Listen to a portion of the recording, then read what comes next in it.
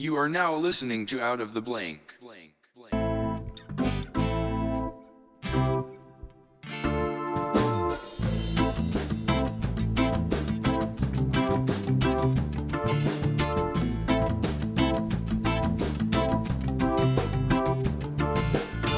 Episode of Out of the Blank podcast. I'm here with Raymond, also known as Father Synful. So tell me a little bit about what you do professionally, Mr. Father Synful. Well, I mean, my full-time job, I'm a mailman. Okay, that's actually a really cool ass job. Now, do you deliver early up in the mornings, or do you deliver kind of like all day type thing? It just depends, man. Some days I go in at 7:30 in the morning. Other days I go in at like 9 a.m. But I work up until whenever the mail is delivered, man. That's something I'm trying to get dived into because I heard I podcast with a woman from Louisiana. She gets up at like 1:00 in the morning to deliver newspapers and stuff. She's like, it's easy because her job's done by 7 a.m. and then she's got her whole day ahead of her. I'm like, I'm an insomniac, so I'm up at that time anyway. That's so much time less spent on looking up weird ass conspiracy theories on the internet.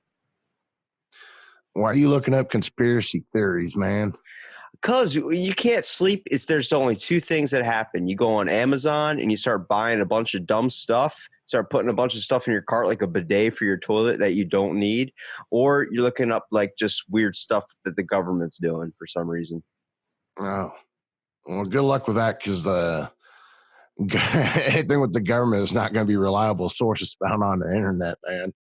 So I kind of wanted to talk to you a little bit about not only really your job, but what you kind of do on the side with your podcasting. So you do this podcast called The Synful Show. Now, what is the basis of this show? Oh, man, the Synful Show is like an pretty much anything goes type show, man. I interview people like you do just to, really get to know that person, and other people get the chance to know that person as well. Other podcasters, comedians. I've had a former drug smuggler on there. I interviewed the world's greatest mentalist a couple weeks ago. It's everything, man. What's probably like the craziest thing that's stuck out in your mind that you've learned so far? The craziest thing? Oh man, that's a really tough question because I've seen a lot of crazy things in my lifetime, but like from doing the podcast is like probably like the cult mentality. I did a 2-part episode about Jim Jones and the People's Temple, man. Yeah, you did And one on Church of Euthanasia, which was one I actually did a podcast on too. Oh yeah, the Church of Euthanasia is pretty wild, man. It's a good concept, just doesn't have a lot of structure when it comes down to how their ridiculous way of getting their idea across. Well, one of their founding members is running for president. I believe it, man. I believe at one point we'll have a Pastafarianistic person in there as well. I doubt it. That's not the way society rolls, man. It's either red and blue right now. It'd be nice to see them open up more to like libertarian side of things too. Seems like our government and the people just shut that down, and they really don't want to hear those type of people. You know what I mean? I think it's a lot like they look for the most outlandish thing possible. And I think that's because the way society has kind of progressed. We used to structure ourselves off wonderful, like unique individuals, creative minds, like back in, let's say, ancient kind of days, if we're dealing with Leonardo da Vinci during the Renaissance period, or just these types of creativity, like inspired people that were driven to kind of shape the way society's been, like former leaders. You want to go, if you want to say George Washington or Abraham Lincoln, these types of like level set guys. Now we're looking at fucking celebrities to basically structure ourselves off of. Like, I'm going to be like Nicki Minaj. I'm going to be like Donald Trump. I'm going to be like, what's happening? We're taking a turn for the freaking worst, man. Well, I mean, that's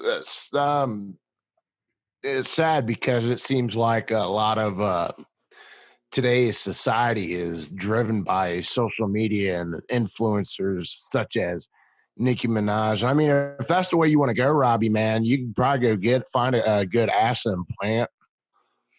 If anything, I'm going to structure myself off Kim Kardashian. Okay. No, but like, it's kind of crazy to me because I am a guy that is okay with technology when it comes to for us being able to connect, like me and you. This would never happen if, we never would have met in each other's lives. Social media has been awesome for that. But I see the downside of it when it comes to my little cousin saying that he had to Uber Eats to get something he wanted for lunch from school because they weren't serving something he wanted. I was like, motherfucker, I sat there and I ate whatever the school had to offer. There was no Uber Eats. There was no guy coming to your house and giving you a list of places that he could drive to and do this stuff. It's like technology's taken over younger generations. And I know that seems like for you looking at me being like, you're still young yourself. I have a pretty rounded out kind of way of thinking when it comes to what we should be taking seriously and what we shouldn't be taking seriously. Well, what do you think we should be taking seriously? I think more things that should be taken seriously are the concept of you need to know when something's supposed to be meant for humor. Someone that we both know, Adam Nutter, me and him talked about Dave Chappelle's comedy special. I don't know if you've seen it. It's kind of outlandish. It attacks what they call hate culture, like everything, the LGBTs, all these sensitive things. Now, I've podcasted with people that are all whatever the hell they believe in. I positive it doesn't matter. I'm open and minded as possible. But you have to understand when something is a joke and when people are just seen to kind of be aggressive over nothing. I mean, nowadays you go and try and talk to somebody and it seems like they take it as an attack. Like, hey, how's your day going? Are you asking me how my fucking day's going? It's like, yeah, was I not supposed to do that? Well, the thing is, I don't think it's a whole society. I think it's just I think a lot of things that outrage based off of social media, like in the general public, man, I really don't see it like that. Um, I've always worked around people for shit the longest time, man. I'm 40 years old, and I've worked in like as a public servant in the face of public since God I know since fuck who knows, but it's I think a lot of that stuff's just media outrage, and I think a lot of it's social justice warriors and people just trolling the comments of different social media sites and shit. I think what happened was life became a little bit too easy with technology. The fact that you don't have to do a lot of things you used to have to do, like get up and turn on the light switch. My buddy's house, freaking Alexa turns on the light switch for him. When shit becomes easy, when we have to stop worrying about, bear attacks and all these types of things, when people can just immediately Uber things to themselves and just become lazy, we choose to get sensitive over stuff we should not be sensitive about. Everyone is like, it's really kind of strange to say, but when you turn on the news and you hear about a shooting, it's like you seem a little bit dulled to it now. It's like you see it, oh, that's terrible, but it's like you're still going to go on about your day. You know what I mean? It's just like it happens. But that's like that before. But now I think media has made us all kind of turn down and tone down in a way to all like things around us just because they always play something bad. Well, I mean, that's what everyone looks for. They look for the bad, the evil, the worst in people. I mean, anything focused with like Mr. Cheetah Man, our president, is like and there's all they do is focus on the bad or what fucking stupid things he said on his Twitter or whatever, but they don't look at the good things he's done. Like, did you know that he put some things in reform for like kidney transplants, stuff like that? That stuff doesn't get looked at in the news because it's not what gets people's attention. Right, because that's negative, and that's all they want to focus on is the negative things that's going on in the world, man. Do you think that we're kind of living in a brainwashed society in a way? Brainwashed? I really don't think so. I mean, I, every decision I make, I do that on my own free will, but I think there might be a group of people like that, and it's really hard to answer, man. I'm not like Mr. Psychologist over here or anything. Yeah, well, I mean, you're giving me your experience on what you've kind of dealt with in this world. I mean, for me, I've podcasted with people from different countries. I've talked to people face to face that come from other countries. I work at a hotel, so we get a lot of students from Bulgaria, Romania, Serbia, everything under the sun, Dominican Republic, and they all kind of explain that, the first month here, they start to realize people are very, very fake. And I asked them what they meant by that. And it's something I've noticed too, that we kind of put on this character like disguise, more like, you bring up something to somebody like, hey, how's your day going? And then they tell you, you don't really care for the answer. It's just small talk. And then when you walk away, you're like, man, fuck that guy. It's like we're so immediate to it. Yeah, you know what? You laugh, but that's true, though. A lot of people do that. It doesn't seem like they actually give a shit. And it's like, for me, I'm just like, if you don't want to actually associate, if you just want to do small chit chat and then you're going to go talk behind me, behind my back, just don't talk to me then. I'm more than happy to do that. Like, we've lost kind of a way in the world where we all used to give a shit about each other. There's a primal thing when something happens, you came together and you kind of, if there's a giant animal or a bear or something, people came together to fucking kill that fucking bear. Now it's like, I'm going to push Auntie over here so her fat ass gets eaten by the bear and I'm going to be safe. It's become like it's not a warrior mentality anymore. It's more like I'm going to survive no matter the cost. You know what I mean? Well, that's self survival, but like, everyone's glued behind a screen now, whether it's a phone, an iPad, a TV, or whatever. I think more people are just glued to that shit than actually spending time with each other. I'm a father. I've got two daughters and stuff like that. And, I make sure I set aside time where they're not glued to that shit and they're actually taking the time and talking to me about how their day is and stuff like that. You know, You understand more of the families nowadays. That's not happening anymore. Considering the fact that family dinners are happening less and less now. It's something like nobody even in their family knows really what's going on in them more. At least if they're not a father like you that's incorporating that stuff. But the average American family, they sit down where it used to be, every night we had family dinner. It's now most 3 times a week. And a lot of family members can't even tell what's going on in their own family members' lives, only on the concept of they've lost the social interaction where social media just became easier to be on your phone 24/7. I can't tell you how many times I've went to a restaurant and someone's on their phone and not even connecting with the person in front of them. yeah, I mean, sometimes we run into that, even as a family.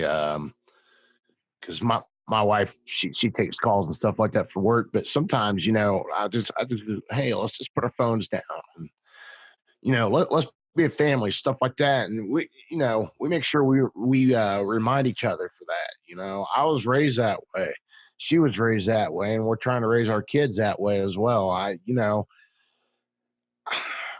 It sucks it's that way, but I I, I think technology is our downfall, but I also love technology, if you know what I mean. Yeah, I mean, I love that if I go and take a shit, I can bring my phone in there immediately and be able to do whatever I want. But when it comes to the concept of like these things control our everyday lives. I mean, when you wake up in the morning, it's the first thing you do is check your phone. It's the last thing usually you do before you go to bed. Half the time we spend most of our day just on our phones, just staring at nothing, just scrolling through mindless pictures.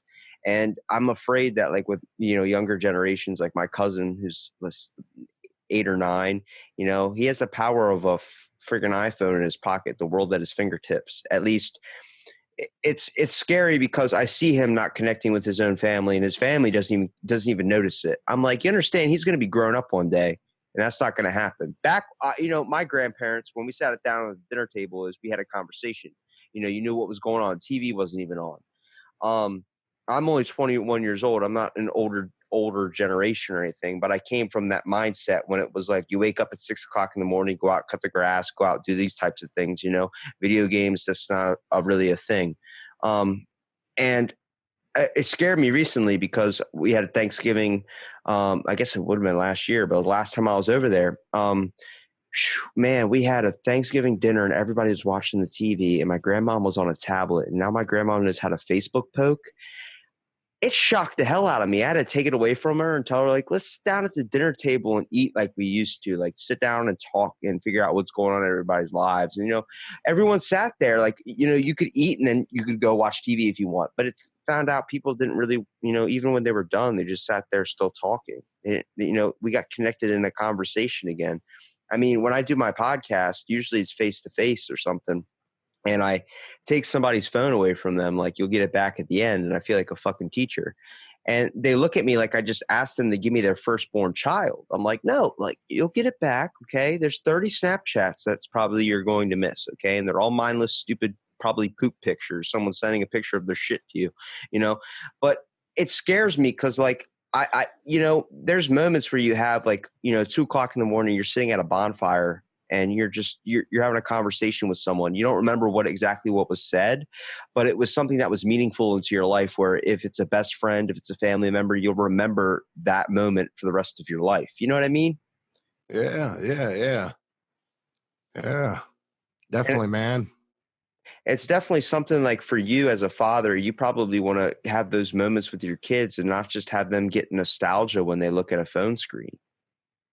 Yeah, I mean that's why like we don't have that there, and like the TV, we in a totally different room. There's no TV or anything like that. I mean, even if there's nothing to be said, because like I'm so tired from work, my wife's so tired from work.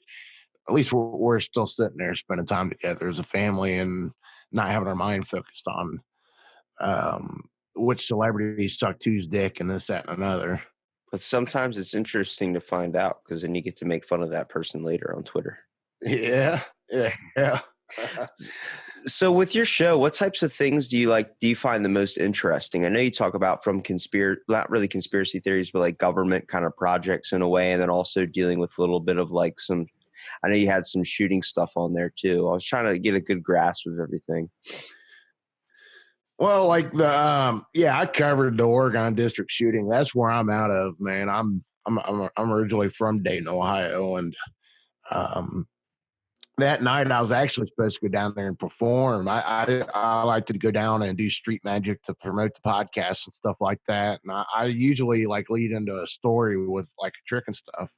I take like a film crew down there and stuff with me, and so that happened, and I just felt compelled to focus on that because, you know, that's my hometown, man. And I made sure I focused just on the victims and not the piece of shit that um, caused that tragedy. But so I do stuff like that. And I did North Hollywood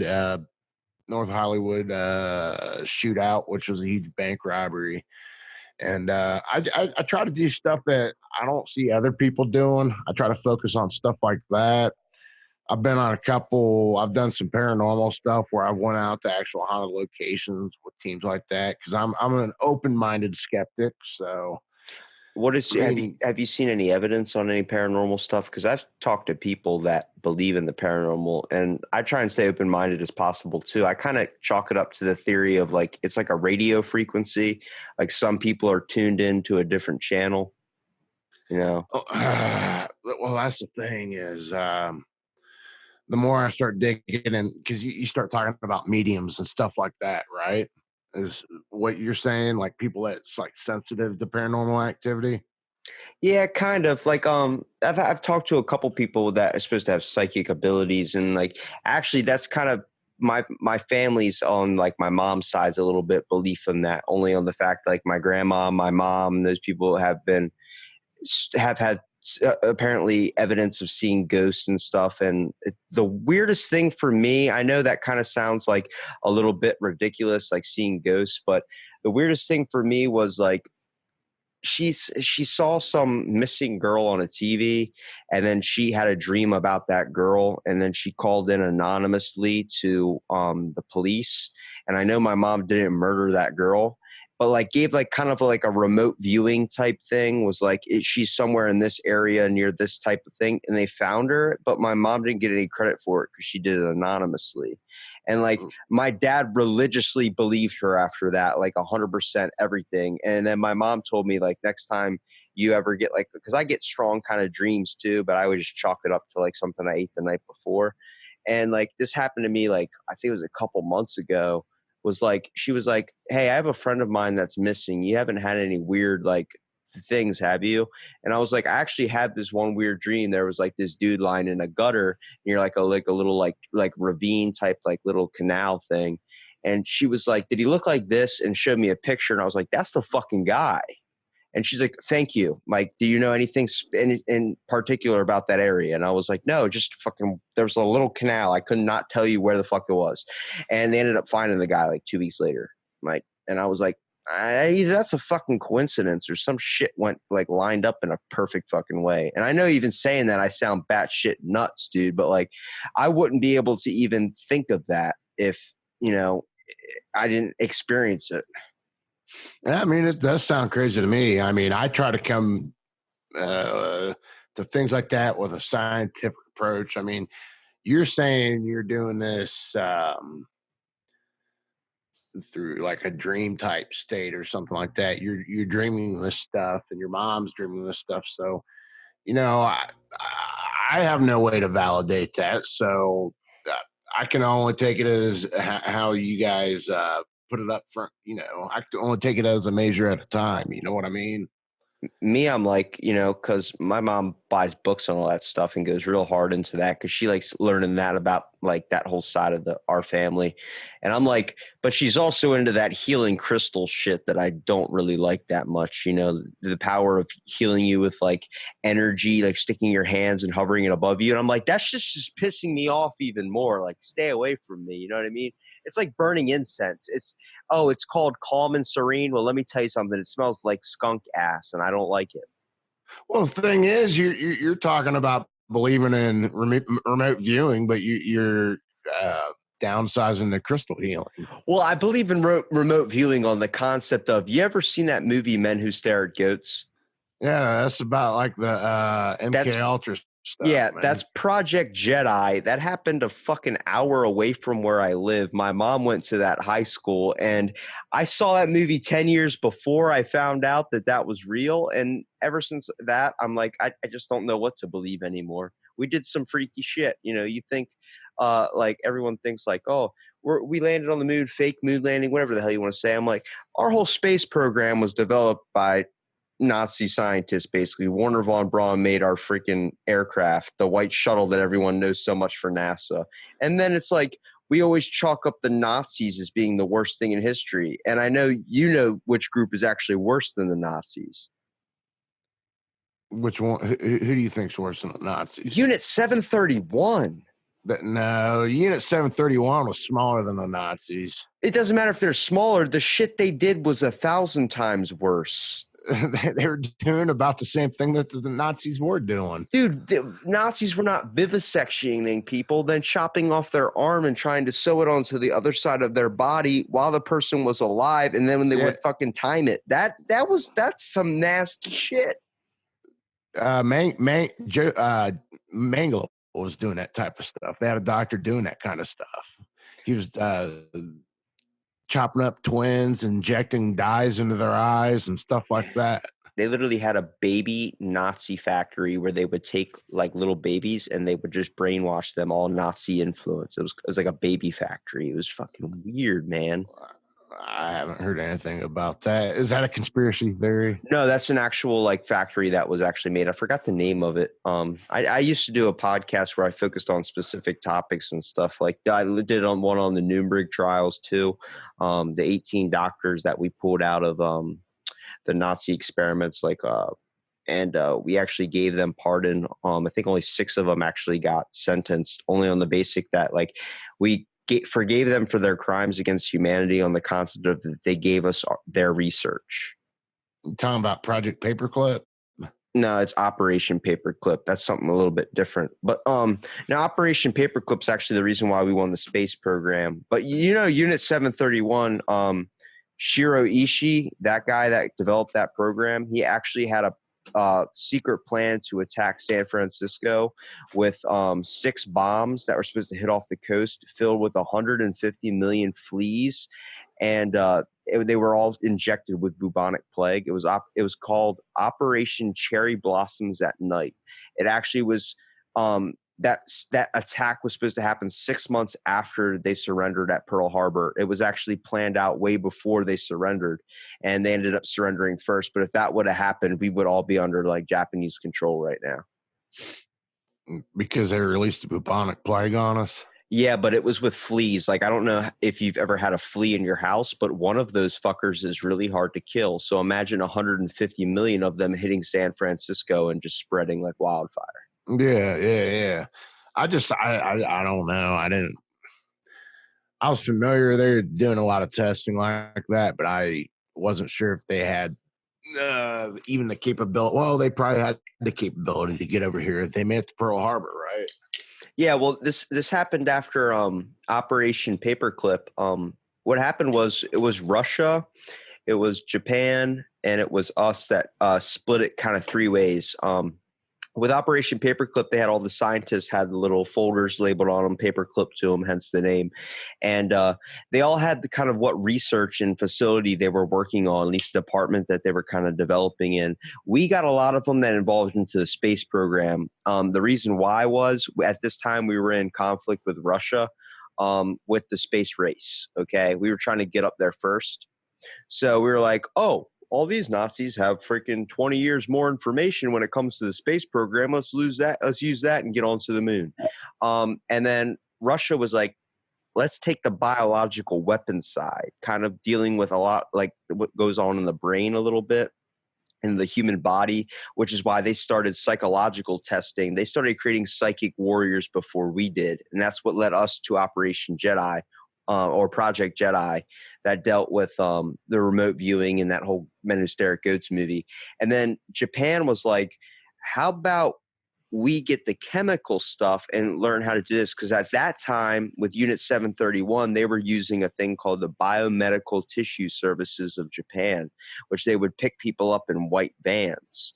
And they would pick up like, I think it was 50 people a month from different towns, and they would just test on them, just randomly experiment on them.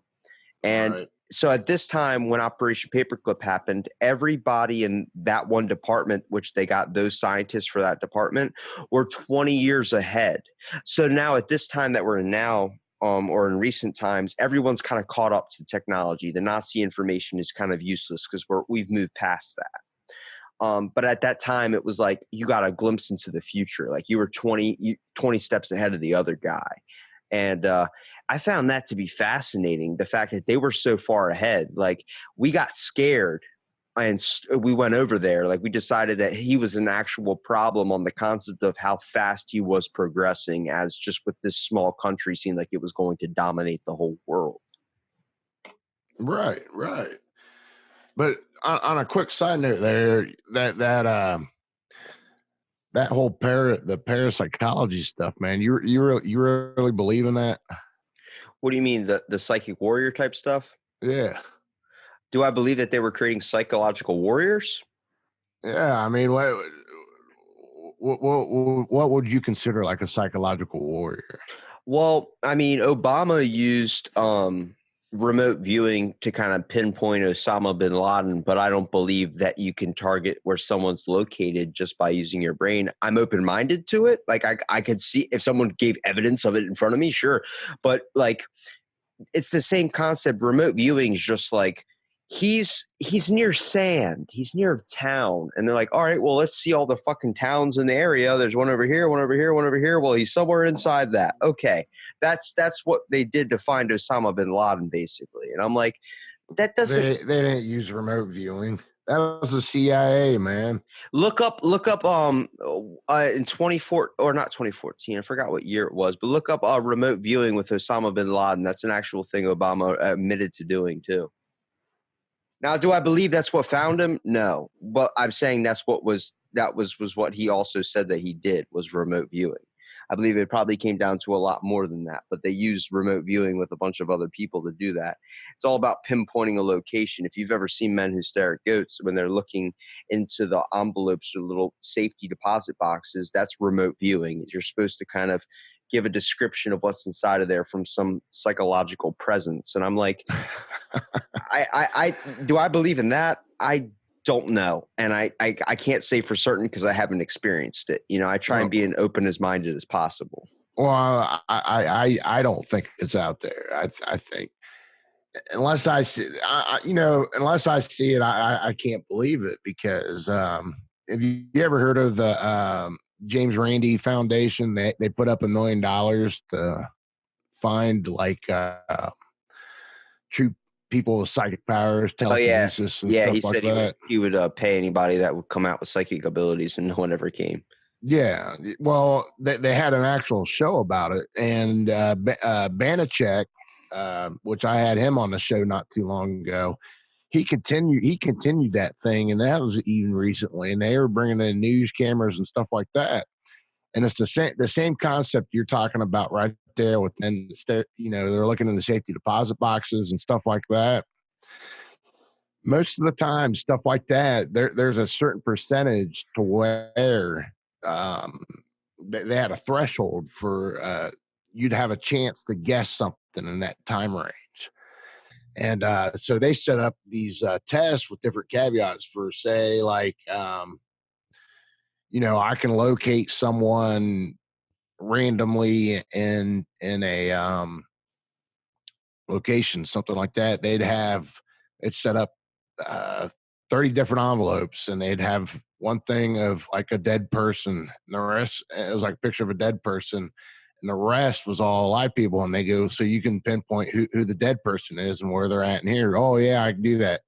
And no one ever got that. No one even got close to proving their true psychic abilities. I mean, I'm not trying to doubt or anything like that. It's because there's so much stuff out there where these people that claim they have these powers, stuff like that, they go out and take advantage of people and like the televangelists and stuff like that. And that's kind of why I'm a big doubter, because I feel like a lot of people go for that type of stuff for the wrong reason as well.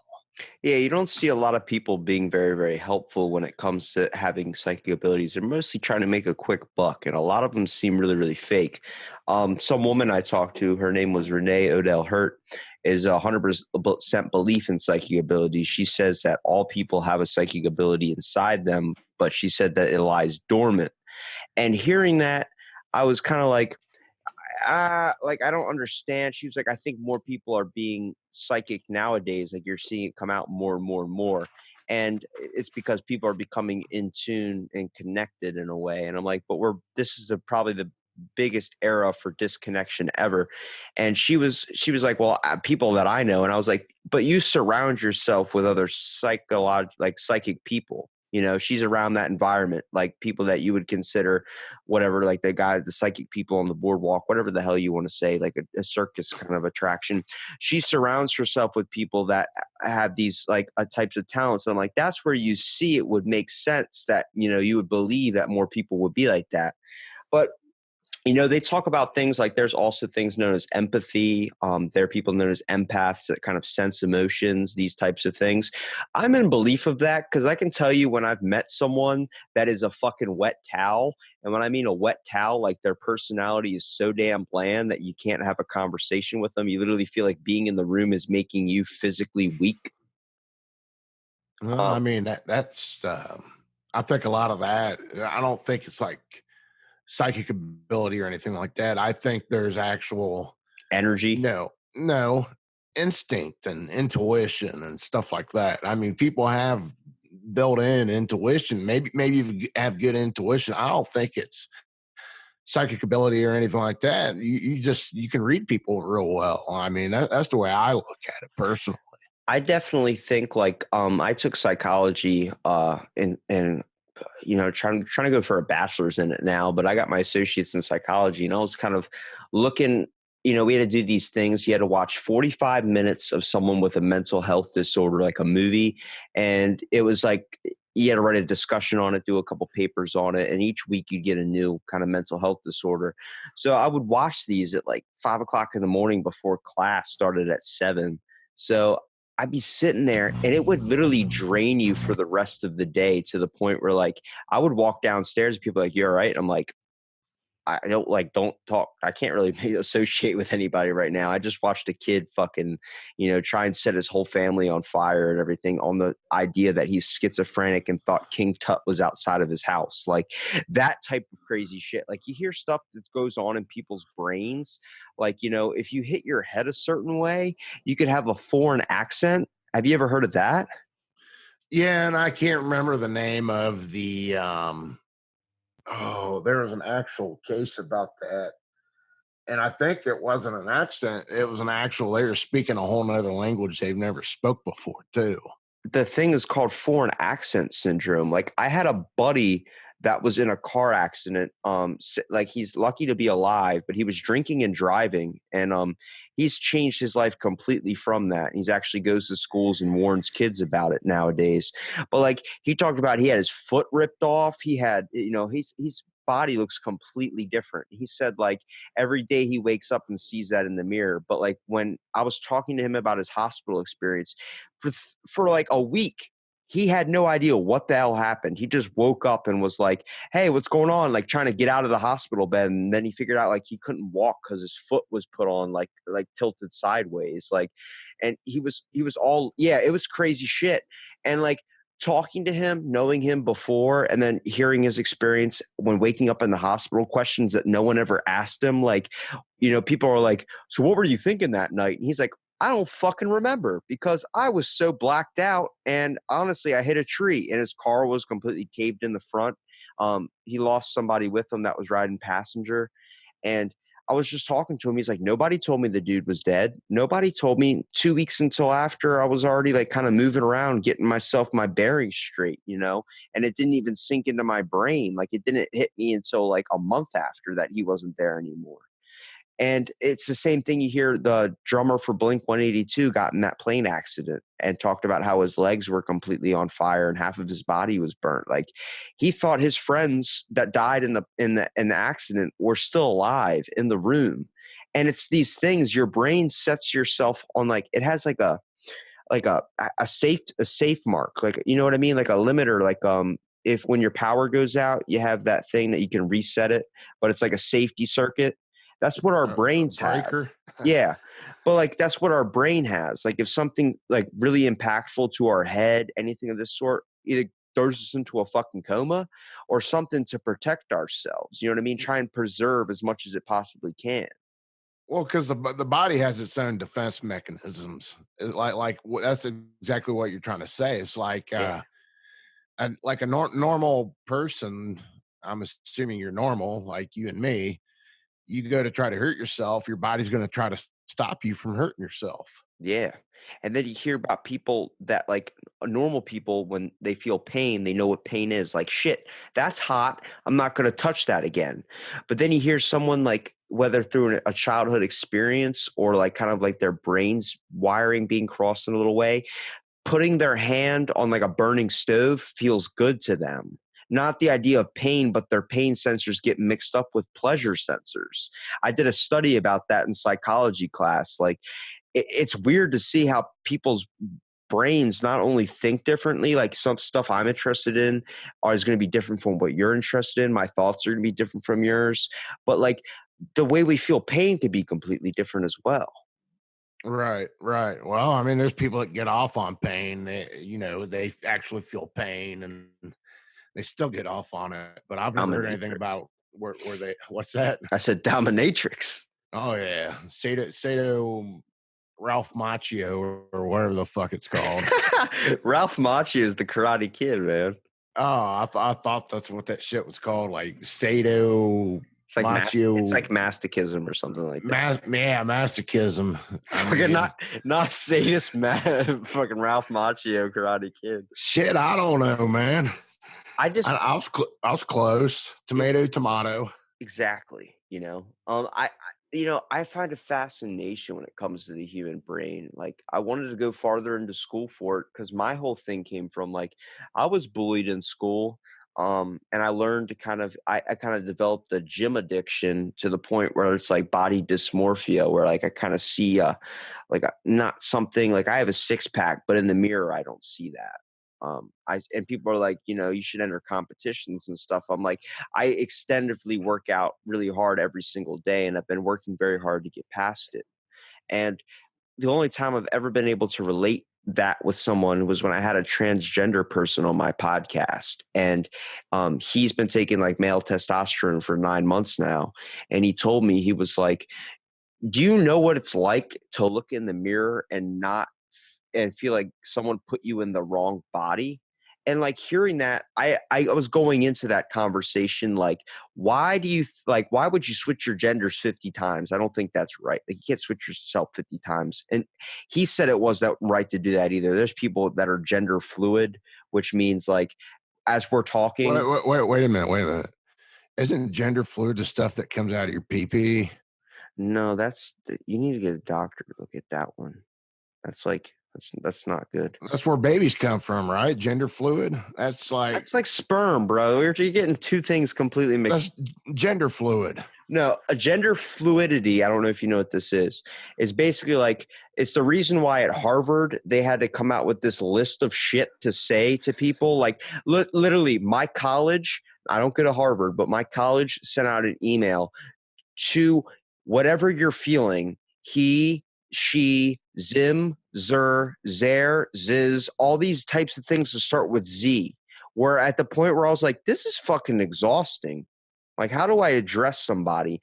And this is because now people get so sensitive to the point where if you don't they don't want to be identified as a he or she, okay? They want to be identified as ziz, zers, or zim, which means whatever you're feeling at that time. You could feel like a guy at one moment, and then 2 minutes later, you can switch to a girl. Some people try and go by their astral sign. I'm a Capricorn. That's what my gender is. I'm a Capricorn. Well, your best practice is just not to even talk to those fucking people. It's hard when it becomes the newest generation that's hitting into your schools and you're in a class with those people because you're trying to make a project, and let's say you're making a survey, like, are you male or female? Where's the other option? It's like, what do you mean other option? Well, I mean, if you're already in a class with them, shouldn't you just know their name? Or are they going by different names every day too? Well, some people like to be called Ken, and some people like to be called Kayla. It depends on what they're feeling that day. They can switch it throughout their day too. Now, when I heard this is when I came into talking with this person I had on my podcast. I was like, do you think that's right? And even they said that's a mistake for the transgender community. It doesn't, it makes them look in a bad light because some of those people, like we're saying, take the notion of it a little bit too far. They don't stick with they're kind of joking around with it in a way, but you still have to be sensitive to that. I think you hit the nail on the head with that. I mean, that doesn't sound anything with that has to do with transgender. I think a lot of that stuff where they're going back and forth, and every day it's a problem for. It sounds like a big game to me. It's a ploy for attention. Right. I mean,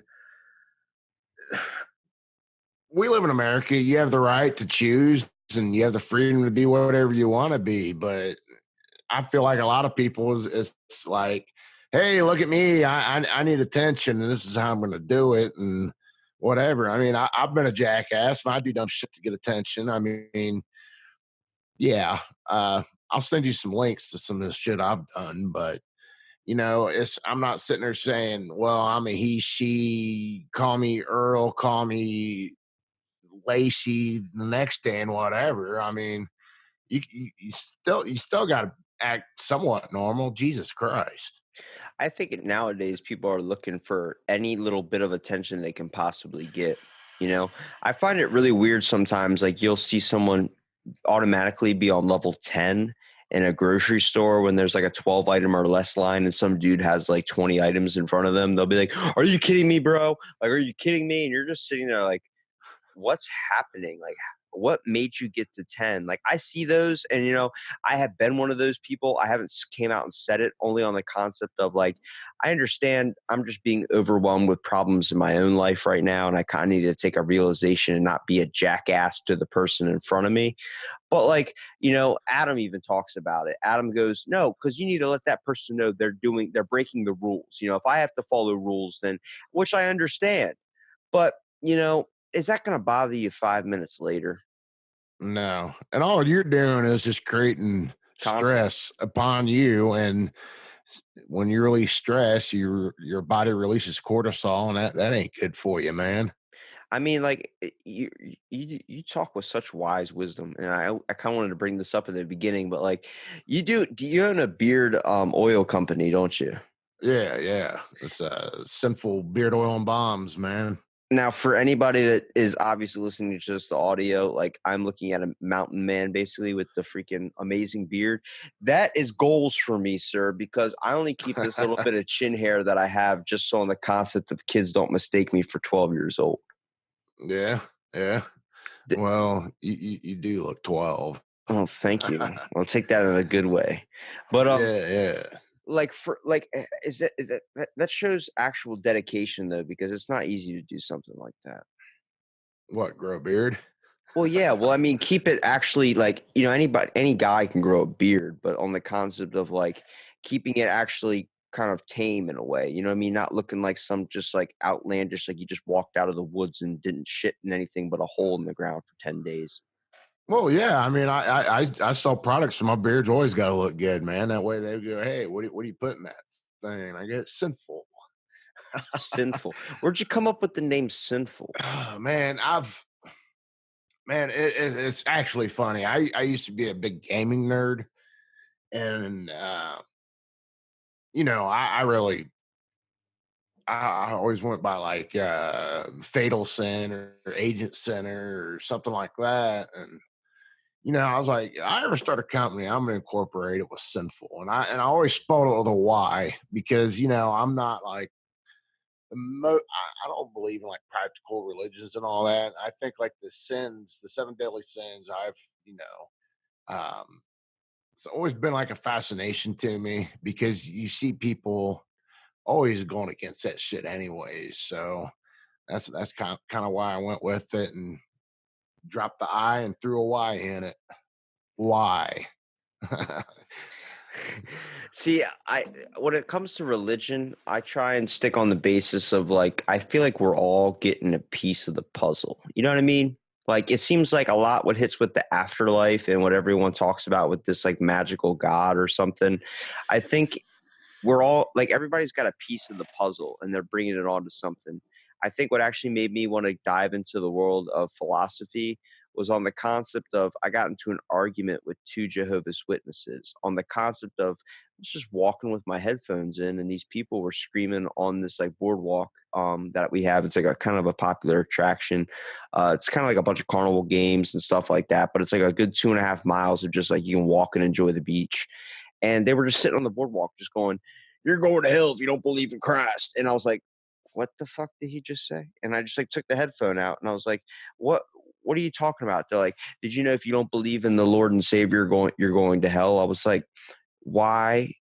Why would anybody that would give their life condemn me to hell for not believing in them? I mean, if there's an afterlife, that's awesome. I will be more than happy to admit that I was wrong and whatever. But I feel like it comes to the same concept. You know, I've talked to people that are hardcore Christians and they're like, oh, we don't associate with anybody that's not a part of our group. And I just sit there and try and understand them. I see the belief factor. I haven't seen any evidence myself for me to be a true believer, but I am jealous of those people that can truly believe in that, whether they've experienced it or not, you know? Well, the funny thing is, you bring up like a group of a sect of religion and stuff like that, but you sit down and you start comparing all religious texts through all the religions. Everything's the same goddamn thing. Yeah. All of them have a fucking flood. All of them have their own revelations. Like the Bible has the rapture. Well, what do the Norse have? Like the Norse pagans, they have Ragnar and not Ragnarok. Ragnarok. I should know better than that. Yeah, But you look like the son of Odin.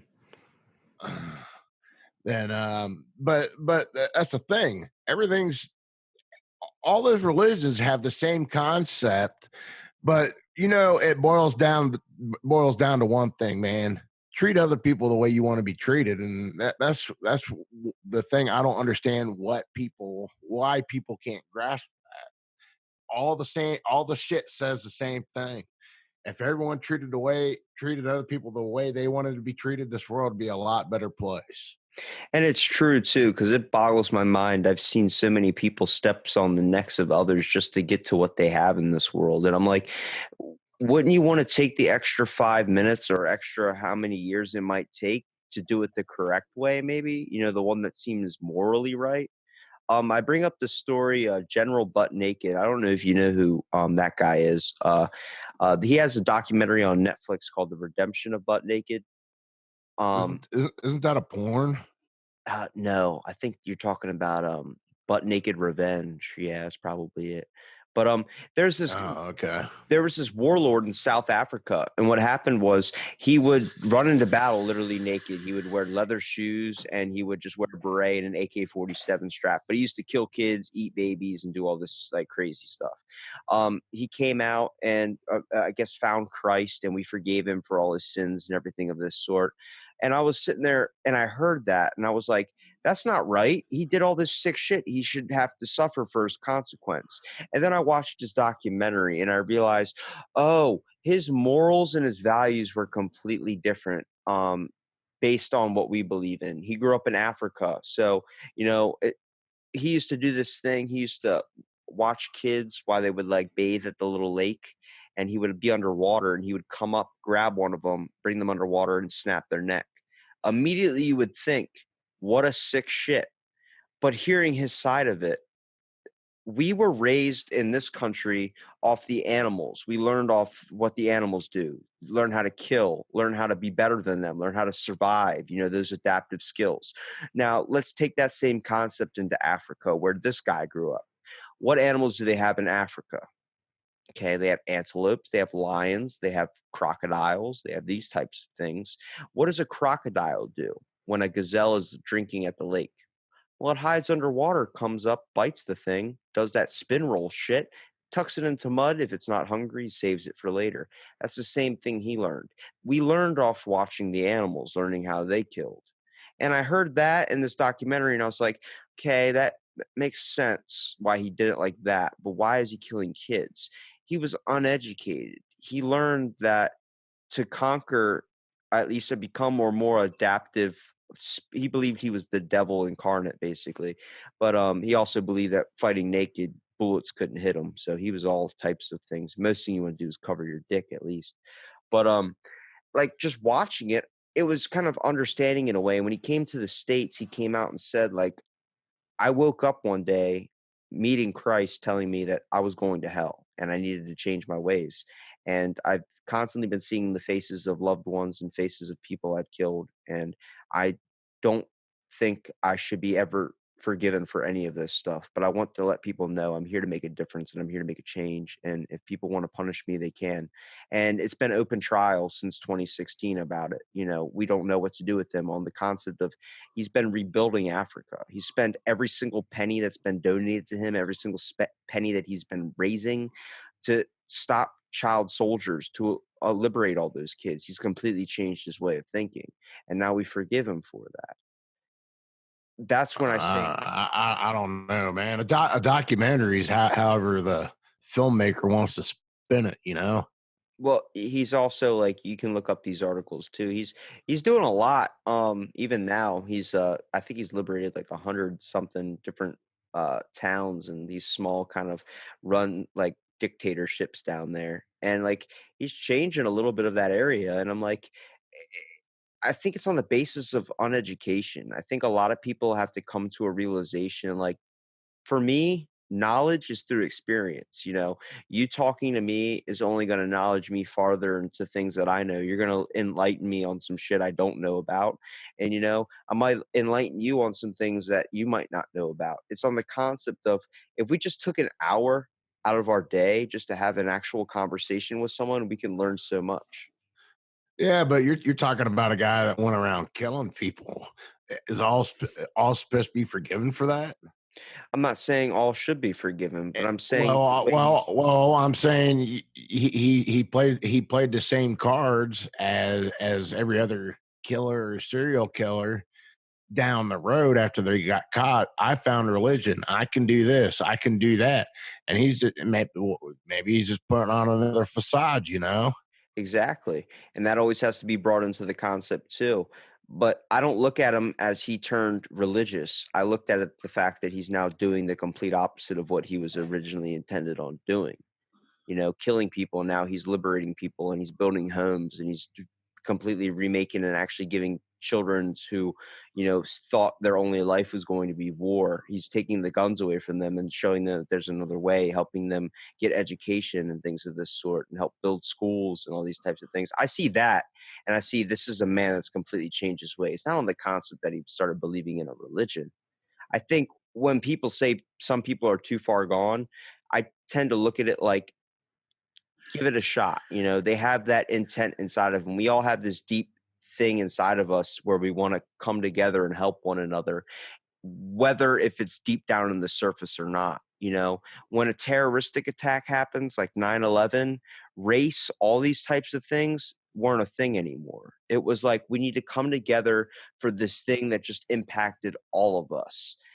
I just hate it that the concept that we all have to come together has to be on the basis of something life threatening like that that affects everyone, like an attack.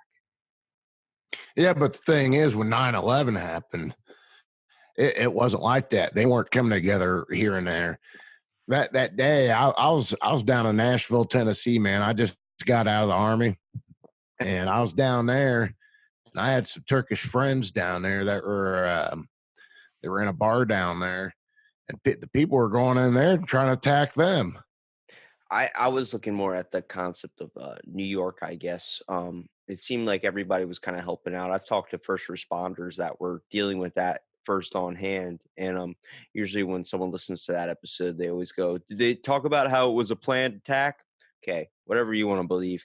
I don't know what happened. I was still a kid at the time, but talking to people like that were heading in there into the burning building, this one guy Billy that I used to work with, I don't even know what he's doing now. He had died 3 times, but he's talking about seeing paranormal shit and stuff, but he was talking about, like, there was a point when that attack happened where there were people of all different races coming together, like, it wasn't seen as, like, the average person just walking by and glossing over someone, just not choosing not to talk to them, whether if it was over race or whether it was just over they looked different or something. Everyone came together to help out at that time, at least in that area. And I see that and I'm like, I hope that's not what it's going to take for people nowadays to become connected again. I hope it's not going to be some type of Skynet shit where the phones start controlling people. Well, okay, you're talking about during a time of crisis and stuff like that. I agree with that. People will do tremendous things in a horrific time. Boston Marathon bombing, Oklahoma City bombing. There's no hate and all that. All those, all very tragic events, but everyone came together to come help. I tried to leave the police station I was at. They're trying to get us to go over there and help with that. So couple incidents like that, but um, it seems like people come together when bad things happen, but it's like everything goes back to normal the next day. Then there's always that bad apple in the bunch. They're going to start something the very next day. Yeah, I mean, I've had near death experiences before. I've had 3 of them and it seems like only for 2 weeks or so after the incident is when I've been completely changed and I fall right back into my old ways like I totally forgot what happened, you know? You had NDEs. Yeah, I did a couple times when I was little. I think twice when I was little, and then once like 3 or 4 years ago, I was hit by a jet ski going like 45 miles an hour. The dude went up me like a ramp, and I was standing up, and the thing like front of the jet ski hit me in the chest, and I cartwheeled and bashed fiberglass with the side of my head. But yeah, it was the type of thing where like I wouldn't even have known that would have been a near death experience. I thought I was just like, oh shit, like holy, I'm lucky I didn't break anything. And the guy was like, you're lucky you were fucking standing up because that jet ski would have went right into your fucking head and you would have been dead right now. And I'm like, oh well, thanks. But like it was a moment after all that happened. Stuff I experienced while I was in the hospital and stuff I was experiencing like afterwards, being in excruciating amount of pain, where I started looking at things differently, like colors, sounds, nature. I was kind of enjoying life in a way. I was probably a little bit of a dick about it too, on the concept of like, you don't know what you're missing, man. Like that whole thing. But like, it's more like I was enjoying like moments nowadays. Like I was like sitting down, like talking to my dad, like, hey, let's watch the game or something. I don't want to go up in my room and just fucking watch TV by myself. I'd Right, rather enjoy right. the moment with you. So you said you had like a few of that. Did you have like other ones where you ever get to the point where you saw a light or you had an out of body experience? Oh no, not that I know of. I think it was more like the part like where it was like I had one where it was severe carbon monoxide poisoning. When I was very, very little, where I was just blacking out and I woke up in the hospital. I guess I must have passed out or something with like tubes up my nose, oxygen. Never anything where I saw a light. I know some people talk about that. I've had one dude that got brought back to life. Billy, the guy I was telling you about that at my work, he talked about seeing a light and now he sees like ghosts and stuff, which hearing that at first, like this was back years before I started podcasting, like fresh out of high school. And I was still kind of like, all right, whatever, man. I'm like 18 years old. I don't know what the fuck you're talking about. But like talking to him and seeing how nice he was, and you could tell he's been through some shit. Like he talked about seeing a white light, and I always, some people talk about the theory that that's the light when you're being born. It's the doctor's room, like that light that shines down. So you're coming out of the womb or whatever, and it's supposed to be that light. I have no clue. I mean, anything, I think if you say it in a certain way or try and describe it in a certain way could be pretty damn convincing. I mean, do you think there's an afterlife?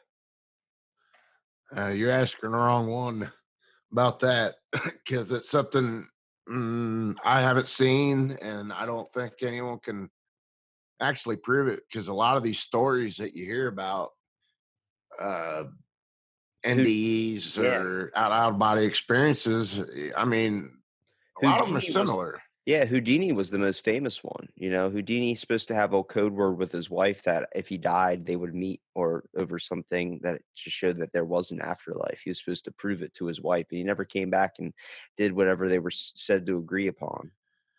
Well, Houdini was also a huge skeptic like me as well, and he went out, um, pretty much pointing out the fake psychics and stuff like that too. I think a lot of what is supposed to be left to mystery. I think that's what makes it a fascination for some people. Like some people that dive into Bigfoot, some people that dive into all these types of mysteries, whether they believe it or not, it gives a sense of like wantingness and curiosity left in a world where like it seems like a lot of stuff just keeps getting exposed to be fake, fake, fake, fake. Well, I mean, I don't know. Bigfoot, not so much. There's been so many hoaxes plotted around that. Loch Ness monster, that's been debunked. Uh, yeah, all this stuff's awesome to listen to and research and hear the stories, But it's like, come on, show me the proof. Just like ghosts, Hey, give me proof. Come here, talk to me, jerk me off, or something like that. I mean, um, There's a video. It's a funny YouTube video. There's a bunch of guys that did a comedy skit where they had a camera that could pick up ghosts. And he's like, dude, there's a ghost teabagging your head right now. And he's like, what? You fucking. And he's like slapping around him trying to get the ghost. He's like, is he still doing it? He goes, no, now there's two of them. And he's like, oh my God. Like that's what I try to talk to, because I have a buddy he does a podcast in Texas, and he always is about the paranormal, sending me like shit. I'm like, dude, that's a fly going off in your camera. And I can see where he believes it based on his experiences, and he used to do stuff with the X Files. And I'm like, dude, every time I watch the X Files, I wasted 45 minutes of my life trying to figure out if a ghost was real or not. So, do I know what's out there? I don't. Am I hopeful for what's out there? Yeah, but I can't say for certain. Well, I mean, you can't. I mean, there's stuff out there I can't explain. I've seen weird things happen, but I'm not going to say it's a ghost or it's a demon or this, that, and another.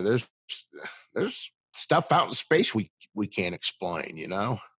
Yeah, and So not I even mean, only in space. There's still so much on the Earth we've left undiscovered, and then the one thing that's closest to us we don't even know about, and that's our brain.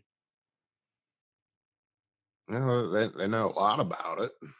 Okay, tell me why the fuck if I hit my head sideways on something, I could either lose my sight or I could have a completely different accent.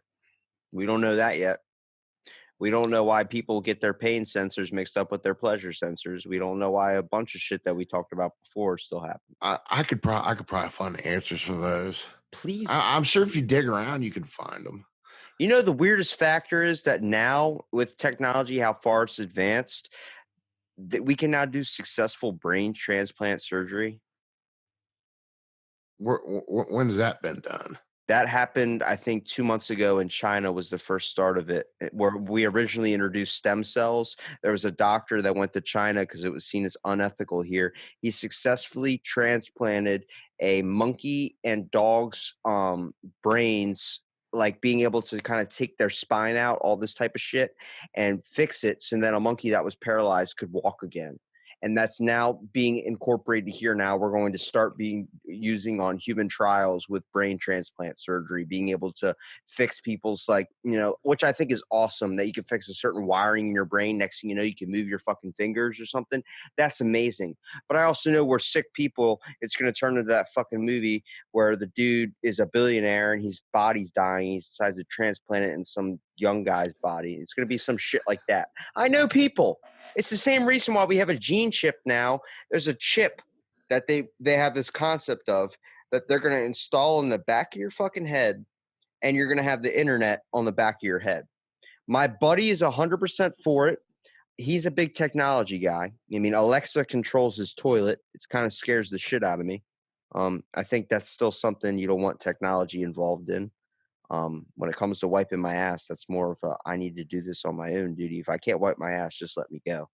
Uh, but like you're gonna have the internet on the back of your brain, Google. Now I see the benefit of it in the concept of technology, like the internet being on the back of your head. So fuck reading books. You can just look that shit up on the internet. But I know humans and I know the sick people out there. You're not going to be looking up Google Translate to understand different languages. You're going to be watching porn in the middle of class through the back of your head. Well, they already do it on their phone.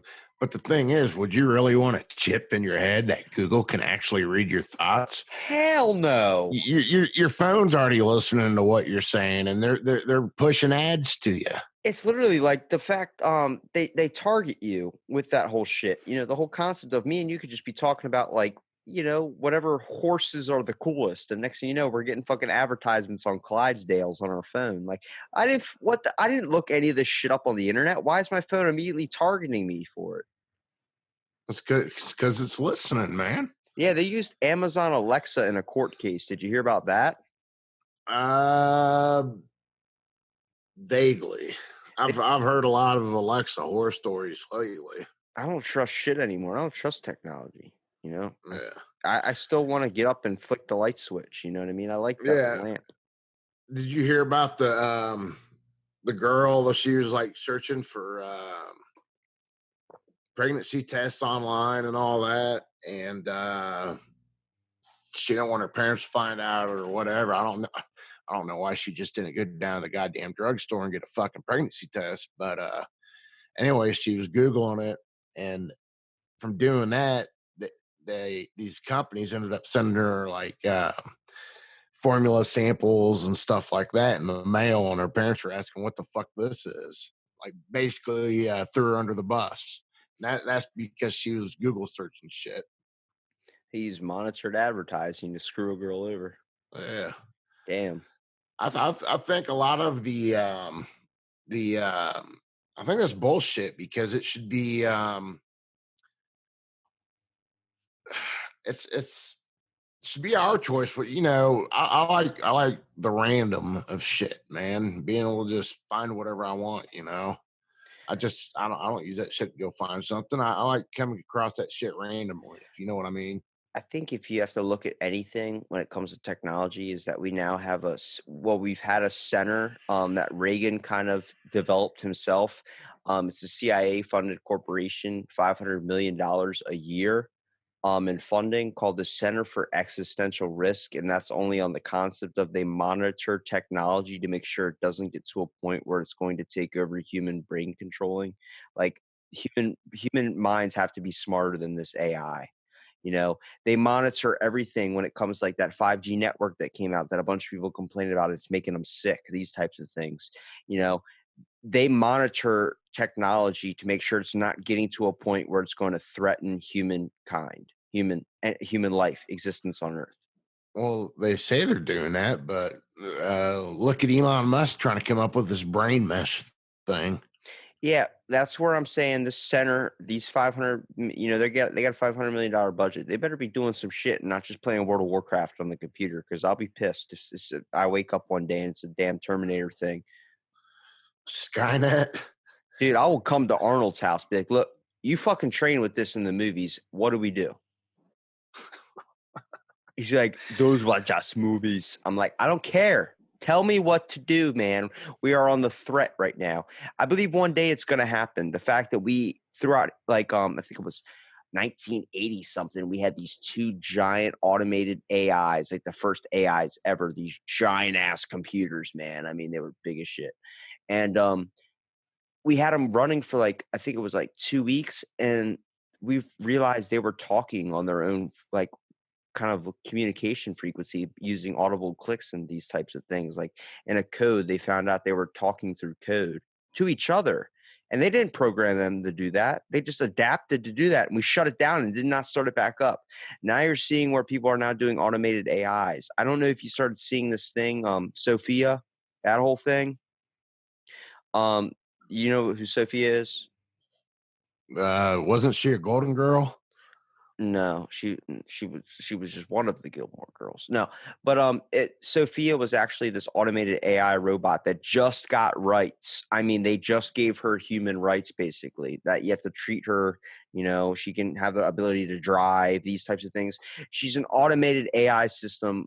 There's a company that makes sex dolls called Real Doll, and they make like this lifelike mesh type thing that I don't know, but they programmed it with this. Show me yours I, so I can I check it out.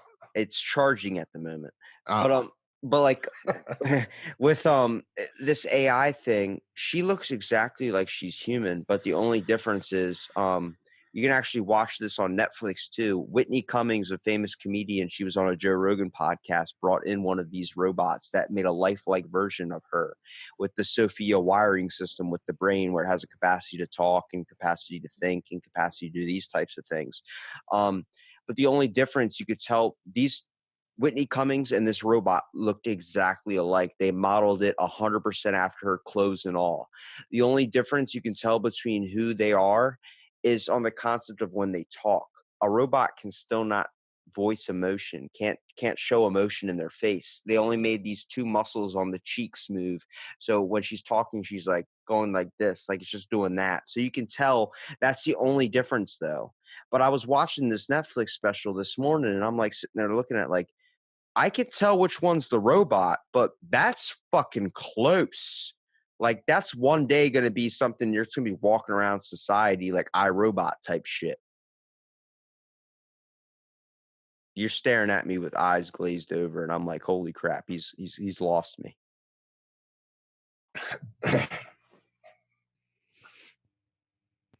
Anytime you're ready. Like technology is getting to a point where we're literally getting, like, it's getting dangerous, man. From Sophia and just all these other things, it's going to turn into iRobot. I don't know, man. Uh, that'd be some scary shit because I don't know. I could see that happening, but I don't see it happening in my lifetime. I it just I like the fact that they try and make it as different as possible. Like when I was listening to Whitney Cummings' comedy special, she was saying the company that produces these robots, these artificial AI intelligence things like Sophia and the one they made for her, they said they have to make one certain flaw in the robot, which is they have to make sure that it is imperfect in a way. You know, if it's seen as too symmetrical, it's too it's too strange or something like that. They were trying to bring up the concept of they have to try and throw in something that's a little bit different and off where you could still tell it was a robot. Um, but it also hits on the basis of it being human, humans not being 100% perfect. The fact that Tom Cruise has a fucking tooth in the middle of his face. Once you see it, you're never going to be able to unsee it. And it's like that's what they said. They said that if you made the robots too symmetrical, it would be too weird that and freak you out in a way. So they wanted to bring a sense of comfortability factor in. I'm like, I think that should be a thing that we shouldn't be comfortable around robots. You know, I don't think the problem is whether someone's of a different race. I think at one point for a census test, the only thing we should ever have to circle for our race or gender or anything is I am a robot or I am not a robot, because that's going to be the giant question one day. I don't know, man. I'd Dude, if I can Amazon 2-day ship or do anything of that sort, and it literally, I can order it on my phone right now, and I guarantee you tomorrow morning that shit's going to be here. You know, they got That's because you got awesome mailman like me bringing that shit to you. sometimes, but then they got a drone doing it too. I haven't seen no drones around here. I've been seeing other Amazon trucks come in and taking work away from me, but Does that create um, conflict with Amazon? Like, do you just not choose to shop there? Because I mean, that's like the same factor in with Amazon took out bookstores, you know? uh, I mean, not really. Not with me. I believe in capitalism, so but I still go to the store. I don't go on there and buy every last thing I need. If I'm looking for something particular, I'm not going to find it like a regular store. It's a little bit different, but yeah, that's where I go for books now and stuff like that. So yeah, that they fuck them that way. But you Netflix know, also basically eliminated Blockbuster too. And there's only one yeah, left. yeah, Blockbuster, Family Videos. I've been seeing all those shut down around here. Um, But that's kind of like the way America was founded. It's on capitalism and economy and stuff like that. I mean, Bezos, he set that shit up, sailed with it. But I also think it's turned a lot of people into lazy asses Yeah, the because fact that you don't have to talk to people. people anymore, you can just use self-checkout at a fucking store. Right, right. I don't like that either because I like them bagging my groceries, man. I see, I do, but I don't like that when you choose to go to checkout again, um, you know, that people just seem like, "Oh, how was your day going?" You want that connection, you know, I do enjoy that connection sometimes, but I feel like, "Hey, how's your day going?" Don't even get me started about my fucking day. I'm like, "Shit." Like, I immediately stepped into a fucking trap, you know what I mean? Yeah. And I feel like that's just because we're not talking anymore. We're not having conversations like this anymore. We're not just shooting the shit or just being able to find out what's going on in each other's lives. Where if someone opens the argument, "Hey, how's your day going? You want to know how my fucking day is going?" And they just immediately bitch about their problems, is because we're not even talking anymore. See, I'm lucky. I kind of live in like a rural area, so most people are kind of like, they're more apt to go up and talk to you. But it's like it seems like bigger cities and urban areas, you see a lot more of that. So it's kind of like I see where you're coming from, but fortunately enough, I don't have to deal with that where I'm at. Yeah, that's one thing I definitely, when I get older, if I'm going to have kids one day, I definitely want to move to an area that's kind of a small community. on the basis I come from like a little bit of a city, a little bit of a popular town. Like it's dead in winter. I know who the locals are around here, but we live in a popular summer town. Like the fact that everyone comes here to go on vacation, it's like going to Virginia Beach or going to Florida. Like you want to go near Really? the water, you want to go near all these things. So we just get all these random kids that come over, kids my age. It kind of creates a bad influence on the environment when it comes to like locals around here thinking of kids my age. They go, "You just trash the town." I'm like, actually, no, I fucking pick up trash when I'm walking on the beach because this is a town I live in. This is a town I care about. You know what I mean? You know, Yeah. I don't like stepping on a fucking cigarette butt. I don't like stepping on a glass bottle. I've done it before. I like to walk fucking barefoot and feel the fucking sand in my toes and stuff. You know, I care about this place. And it always freaks me out when I walk up and hold a door open for somebody and they go, "Whoa, I didn't expect a kid like you to do that." And I'm like, you're getting a bad stereotyped view of us. I mean, not all of us are dickheads. Not all of us want to go out and drink. I'm 21 years old. I haven't even bought a legal drink yet. You know, that's because stuff that happened in my life, in my experience, I learned to stay away from it. I see Yeah. I see where it's been a benefit for some people, like social lubricant in a way. You know, some people can kind of feel like they need alcohol just to have conversations with people. I know people with extreme anxiety that suffer over that. But I don't have anything wrong with it. I think it's just like anything. You can over excessively do something and it becomes a bad habit. Yeah, that's you summed it up really well. I mean, because a lot of people have moderation problems. Yeah, and that's like that with anything, food, you know, exercise, like Yep. me.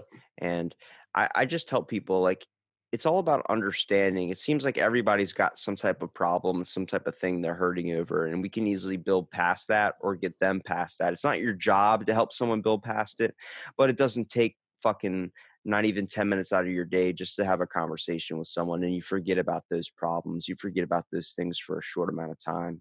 Yeah, yeah, I agree, man. And I think a lot of people just they put up these big walls and hide behind them and just don't want nothing to do with anything. Yeah, But I try to go out and every day, man. I go out. I at least try to meet someone new and at least strike up some type of conversation. And usually, I go for people that I know that they look like they'd at least say hi back. So, but if everyone start doing that, maybe the world would not be so closed maybe off. closed off. I was going to say more robot like since you got a fascination with robots. I'm scared because I don't want Alexa controlling my toilet. Still like the comfortability of wiping my own ass. Yeah, yeah. Well, you know what? I really appreciate you doing the podcast, man. It was awesome, at least getting to talk to you and kind of get your insight in a way, man. And I want to give you here a minute at the end to be able to promote your content so people can find your awesome stuff. Yeah, I really appreciate you having me on. Sorry, my voice is so scratchy. My kids got me sick. That's the downfall of kids, man. They carry every last little germ and everything else because they're around the rest of the little snot noses. So, but yeah, man. Um, I really like what you're doing with the show, man. I really like the variety of guests you have, man, and I'm gonna be spreading the word for your show as well. I appreciate it, man. I Uh, hope it was a good experience for sure. Oh yeah, man. Yeah. But people can find me at the Synful Show. That's Synful with a Y. It's on wherever you can find your podcast. You can find my beard products, my awesome beard oil, at sinfulbynature.com. That's Synful with a Y. And if you use the Synful Show at checkout, you'll get 10% free shipping. Definitely check out the beard oils, though. You start growing a beard, Robbie, man, you hit me up. I'll get you some samples out there, man. Let's do it. I'm trying to grow that mustache from like the Western days that curls up like that. I'm telling you, man. Yeah. Once I do Yeah. that, I'm having that till the end of my days. Yeah, you'd look good with a handlebar mustache, man. I'm telling you, either that or some mutton chops. Yeah. Hell yeah, mutton chops are that those are in style too. I'll have to send you some pictures of some guys with some crazy chops. Actually, I'll invite you to my little secret society group. You can check out some of those people. Yo, I'm Makes already in I so think many so. secret societies. Being in a secret beard society would be the best thing in the world for me.